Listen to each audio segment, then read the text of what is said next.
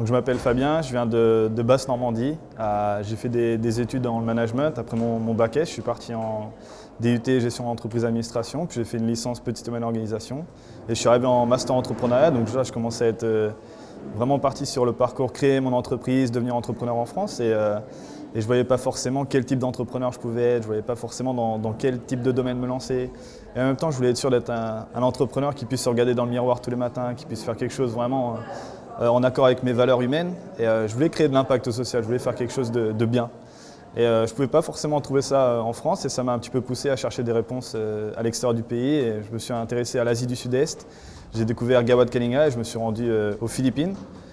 C'était prévu pour un stage d'immersion de 3 mois et maintenant ça fait 4 ans que je suis aux Philippines, que je développe avec Tony Melotto, le fondateur de la ferme Enchantée et les différents partenariats sur place. Et j'ai aussi démarré ma propre entreprise qui s'appelle Plush and Play aux Philippines.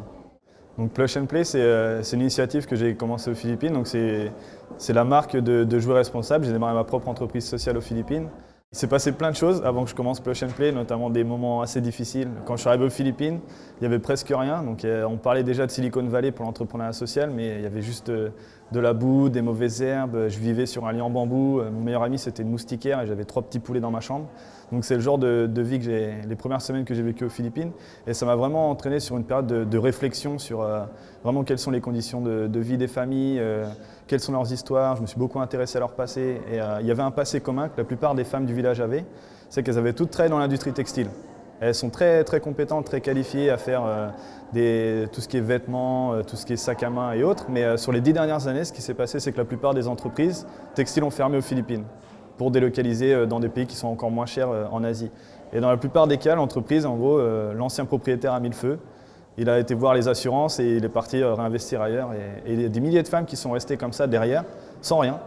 Et je me suis dit, bah, tiens, voilà, je viens de trouver une raison de devenir entrepreneur. Je viens de trouver une valeur ajoutée à mon idée d'entrepreneur. Et j'ai commencé à parler à une des femmes et je lui ai demandé si ça l'intéressait d'essayer de faire des peluches. Alors pourquoi des peluches? Donc j'ai aucune expérience dans l'industrie du jouet, j'ai aucune expérience dans le monde des peluches, mais bon, j'étais un enfant comme tout le monde et je pense que j'ai joué avec des peluches comme la plupart des gens. Et aux Philippines, il y a ces enfants qui sont toujours en train de sourire, peu importe comment difficile peut être leur vie ou toutes les choses qu'ils ont vécues, ils sont quand même toujours en train de sourire. Donc c'était vraiment une grosse source d'inspiration. Donc on s'est donné le challenge avec Titafé de faire une peluche, on a essayé de faire une tomate. Parce que l'endroit s'appelle la ferme Enchantée, donc c'est pas censé trouver des ours en plus ou des ours en peluche ou des différentes peluches comme ça. Donc on a essayé de faire une tomate, ça s'est pas très bien passé au début, mais après quelques tentatives, on a réussi à faire une vraie tomate. Puis on a ajouté noix de coco, bananes, différentes choses. Et toutes ces peluches en fait sont faites à la maison. Ces femmes continuent à le faire dans leur maison, parce que quand on écoute leur histoire, encore dans les différentes entreprises avant, elles avaient un dortoir côte à côte avec les machines. Donc tu fais tes 14 heures, tu fais tes 15 000 sacs de riz à la journée, puis tu dors 3-4 heures, puis tu retournes ta journée. Et ça prend trop de temps de rentrer chez toi, de faire l'aller-retour. Sauf que la plupart de ces femmes, elles ont 5, 6, 7, 8, jusqu'à 10 enfants au sein de la communauté. C'est un des pays où le taux de natalité est super élevé. Donc lorsqu'on a discuté avec Titafé en quel genre de modèle t'intéresse, qu'est-ce qui est le plus intéressant pour travailler, on a décidé de faire ça chez elle. Donc les peluches sont à 75% faites à la main, de la découpe au rembourrage, à la couture, cousu main sur le dessus.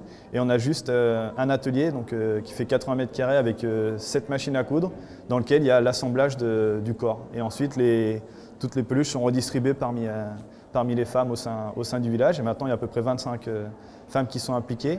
J'ai 9 chefs d'équipe qui sont responsables des différents produits et qui partagent le travail parmi toutes les femmes. Et notre objectif, c'est de devenir vraiment le plus gros fabricant de jouets aux Philippines, tout en gardant cet aspect vraiment local et jouet responsable qui permet d'aider un maximum de femmes.